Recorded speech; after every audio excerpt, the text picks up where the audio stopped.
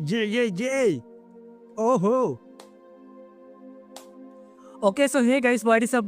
Pant is down, shirt is up, and yeah, it's your boy Chris Goodwin back again to the channel with a smiling face and a new video.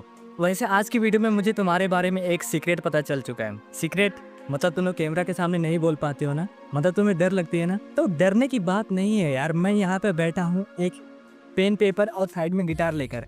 तुम्हें music नहीं सिखाने वाला हूँ, मैं सिखाने वाला हूँ कि कैमरा के सामने बिना डरे बोलते कैसे है, जैसे कि मैं बोल रहा हूँ। मेरे बगल में भी घर है, इधर भी घर है, इधर भी घर है, बगल वाले घर में तो न्यूज़ भी चल रहा है, लेकिन मैं तुमसे बात कर रहा हूँ। मुझे क्या मतलब है उन लोगों से। तो देखो, अभी सोशल मीडिया का टाइम है। सोशल मीडिया में लोग यूट्यूब की वीडियोस बना रहे हैं, इंस्टाग्राम पे रील्स बना रहे हैं, और तुम अभी भी कैमरा के सामने बोलने के लिए डर रहे हो। तो भाई यार, मैं क्या बोलूँ तुम लोगों को। देखो, कैमरा के सामने आजकल तुम्हें बोलना पड़ेगा कैमरा के सामने कैसे बात करते हैं। तो मैं हूं ना यहाँ पे तुम्हें सिखाने के लिए कि कैमरा के सामने कैसे बोलते हैं। तो ब्रो देखो, वैसे सबसे पहले तो मैंने कैसे सीखा कैमरा के सामने बोलने के लिए। देखो, इसके लिए तुम्हें प्रैक्टिस करनी पड़ेगी। मैं तो लोगों की ब्लॉग्स देखता था, दानिश जैन का ब्लॉग, मनोज दे की वीडियो, ऐसे देखते देखते मैं कैमरा के सामने बोलना सीख गया। इसको सीखने के लिए बहुत सारे कोई 3-4 महीने का कोर्स नहीं है। इसको बोलने के लिए तुम्हें कुछ पॉइंट्स याद रखने पड़ेंगे, जैसे कि तुम कैमरा के सामने बोल सकते हो। सबसे पहले मैं तुम लोगों को पॉइंट्स बता देता हूँ कि कैमरा के सामने कैसे बोलना है। गर्मी बहुत हो रही है यार, पंखा बंद कर रखा मैं ऊपर, गर्मी बहुत हो रही है। कैमरा के सामने बोलने के लिए मैं तुम लोगों को 6 टिप मैं तुम लोगों को देता हूँ, ठीक है। 6 टिप मैं यहाँ पे लिख के रखा हूँ, मैं बोल नहीं पाता हूँ, ठीक है, मैं भूल जाता हूँ। तो सबसे पहला टिप है प्रैक्टिस इज द की। तो देखो, कैमरा के सामने बोलना कोई बड़ी बात नहीं है। मैंने तुम लोगों को बता दिया ना, कैमरा के सामने बोलना ये कोई टैलेंट नहीं है कि गॉड गिफ्टेड नहीं है कि तुम ऊपर से भगवान ने तुमको दे दिया है तो तुम कैमरा के सामने बोलोगे। अगर नहीं दिया है तो तुम नहीं बोलोगे। ये एक स्किल है जो कि तुम सीख सकते हो। मतलब तुम्हें प्रैक्टिस करनी पड़ेगी। कोई भी एथलीट या फिर कोई भी परफॉर्मर या फिर क्रिकेटर या फिर कोई भी पहली बार में ही ग्राउंड पे नहीं उतरता है, वो पहली प्रैक्टिस करता है ग्राउंड के बाहर। मैं भी अपना पहला व्लॉग अपलोड किया था यूट्यूब चैनल पर, तो उस पहले व्लॉग को मैंने कम से कम 50 बार प्रैक्टिस किया था। मतलब 50 बार, तुम समझ रहे हो, 50 बार प्रैक्टिस करने के बाद मैं वो पहला व्लॉग डाला था। मतलब तुम समझ रहे हो कितनी बार तुम्हें प्रैक्टिस करनी पड़ेगी। तुम प्रैक्टिस करो वीडियो बनाने के लिए, जरूरी नहीं कि तुम पोस्ट करो, तुम प्रैक्टिस करो, 50 बार करो, 100 बार करो, क्योंकि practice makes a man perfect. ये तुम्हें प्रैक्टिस करनी पड़ेगी, रोज करो, 2 मिनट 5 मिनट, नहीं हो रहा है दोबारा करो। प्रैक्टिस करने में क्या जाता है, करते रहो। तो दूसरा टिप है स्क्रिप्ट और नोट्स। तो देखो, जैसे कि तुम कोई भी, जैसे मान लो ब्लॉग बना रहे हो, तो ब्लॉग बना रहे हो तो तुम्हें ऐसे जरूरी नहीं है कि तुम्हारे पास में स्क्रिप्ट होना चाहिए या फिर नोट्स होना चाहिए। अगर तुम डॉक्यूमेंट्री बना रहे हो तो ज़रूर से होना चाहिए, जैसे कि मैंने भी बना रखा है, तो तुम्हारे पास होना ज़रूरी है, ताकि तुम उसी हिसाब से तुम बोल सको। क्योंकि अगर तुम ब्लॉग बनाओगे तो अगर तुम एक वर्ड भी आगे पीछे बोलोगे ना, तो ये कोई भी तुम बड़ी चीज़ नहीं कर रहे हो, वो आगे पीछे गलती भी हो जाएगी तो भी चलेगा। लेकिन जैसे कि मान लो तुम कोई कंट्रोवर्सी के ऊपर बना रहे हो, और कंट्रोवर्सी के ऊपर अगर एक वर्ड भी आगे पीछे हो जाएगा तो फिर वो बहुत दिक्कत हो सकता है। इसलिए स्क्रिप्ट बनाओ, नोट्स बनाओ, कोई गलत बात नहीं है। बड़ी मूवी भी जब बनती है तो पहले स्क्रिप्ट ही बनती है, ऐसे नहीं कि डायरेक्ट बना लेते हैं। स्क्रिप्ट जरूरी है, लेकिन पर्सनली मैं बताऊँ तो मेरे को स्क्रिप्ट पसंद नहीं है, लेकिन बनाना पड़ता है यार। इसलिए मेरे को व्लॉग करना पसंद है, क्योंकि उसमें स्क्रिप्ट की जरूरत नहीं पड़ता। आगे पीछे दाएं बाएं कुछ भी बोल दो, चलेगा, चलना चाहिए। ये समझ में आ गया। अब बढ़ते हैं तीसरा टिप।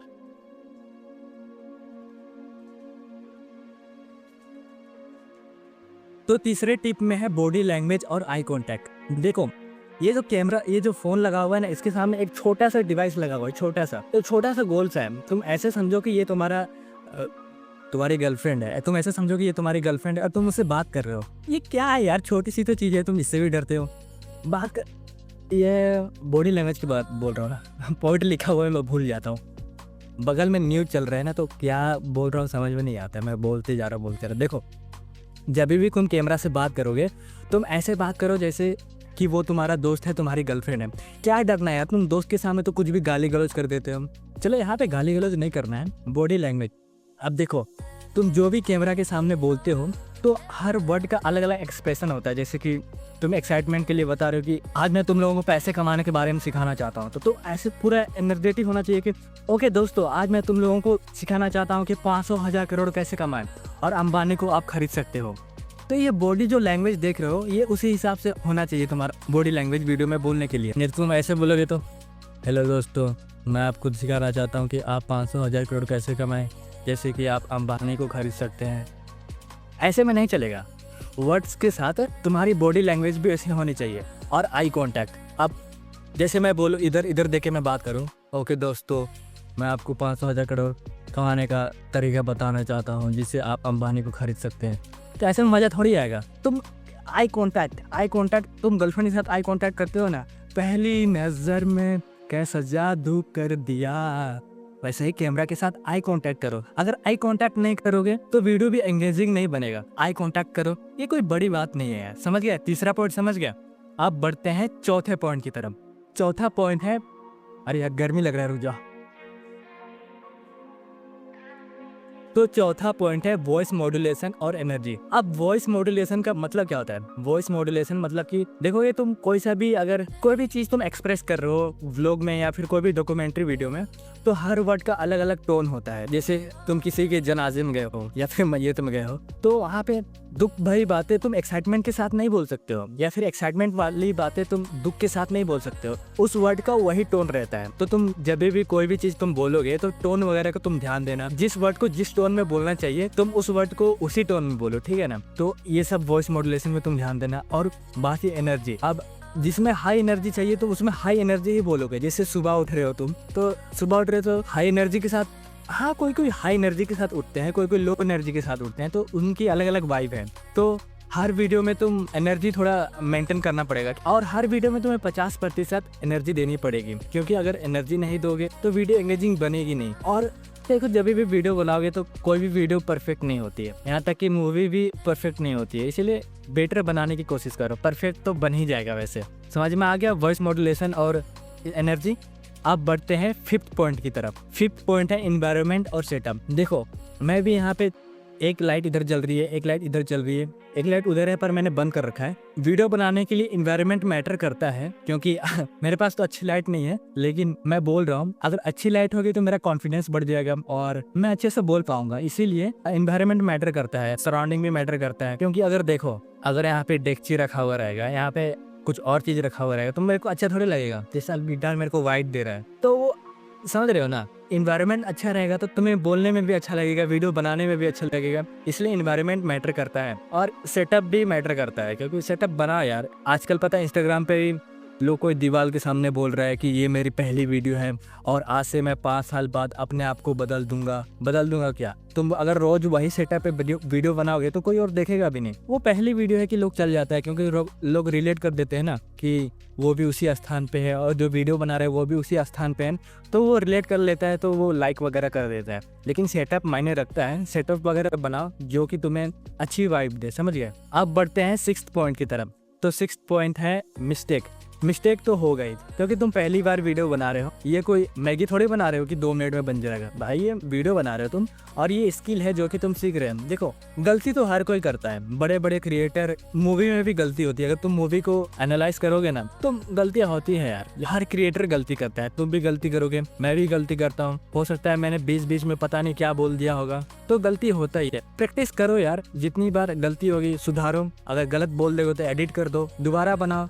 वीडियो नहीं बनी तो कोई बात नहीं, इसको काट के दोबारा शूट करो। बोलते रहो, तुम बोलते ऐसे ही करके सीख जाओगे, और यही तो तुम्हारी यूनिकनेस है, समझ गया ना? ये 6 पॉइंट तुम कॉपी ले लो। पेन नहीं है तो यहाँ पे पेन पड़ा हुआ है, पेन ले लो।